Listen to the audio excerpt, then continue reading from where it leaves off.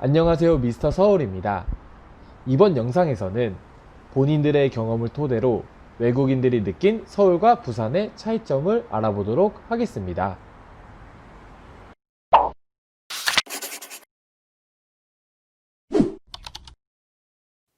I've been to South Korea one time last summer, and let's see, I was in Seoul for 3 months and Busan for a week.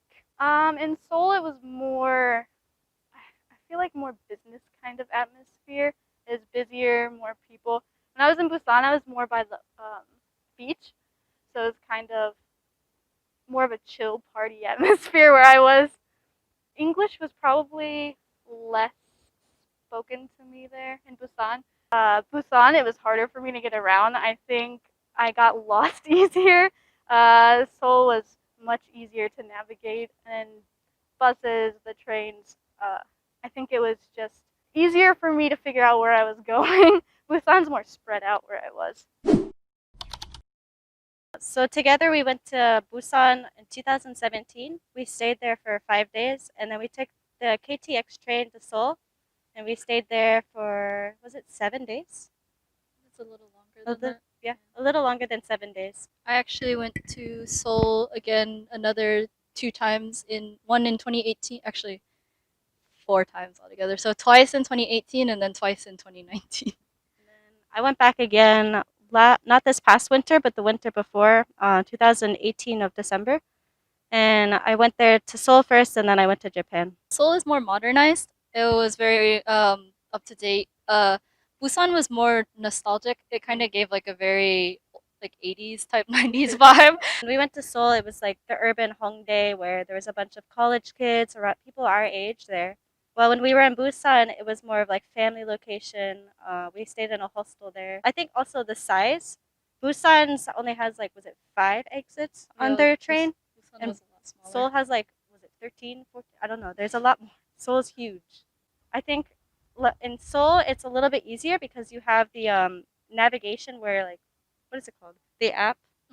There's an app where you can type in your location and what's your destination. It tells you which stops to get off.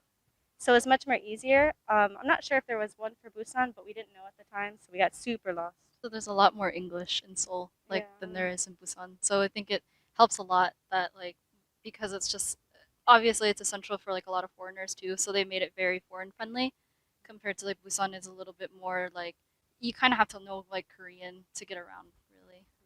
I also think you probably need a car to travel more in Busan. In Seoul, the trains take you basically everywhere.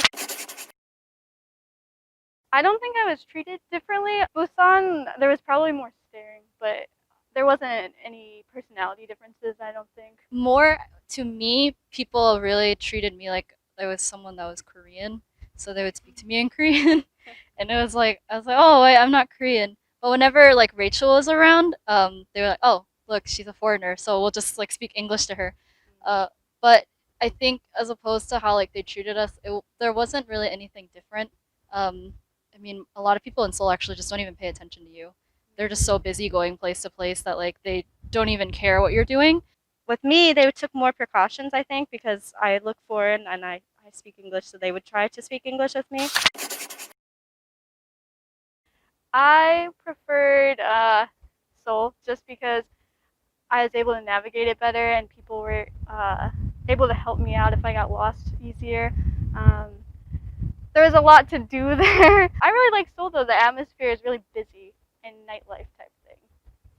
Personally, I want to go back to Busan because I want to experience it more. But I guess if you're first time going to Korea, maybe go to Seoul first, just because it's more like oriented around foreigners coming.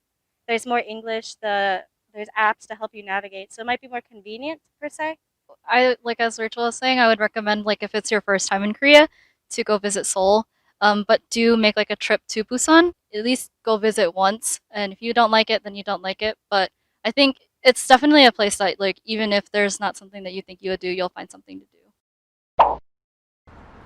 이상으로 외국인들이 느낀 서울과 부산의 차이점을 알아보았습니다.